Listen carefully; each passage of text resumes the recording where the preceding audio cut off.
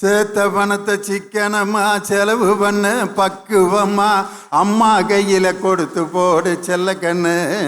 அவங்க 600 ஆக்குவாங்க செல்லக்கண்ணு.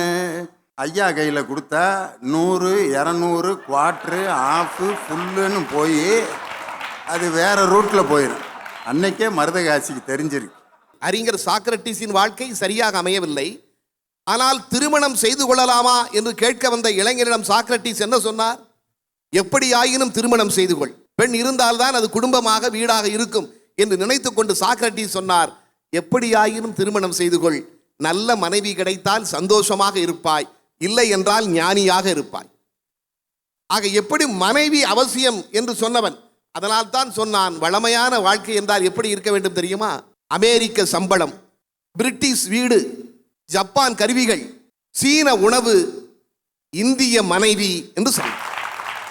இந்த மண்ணின் பக்கத்திலே இருந்த கடையத்திலே வாழ்ந்தவன் மகாகவி பாரதி. செல்லம்மாள் பிறந்த பூமி. 1951 திருச்சி வானொலி நிலையத்திலே செல்லம்மாள் ஒரு உரை நிகழ்த்தி இருக்கிறாள். அந்த உரையிலே செல்லம்மாள் சொல்கிறாள்,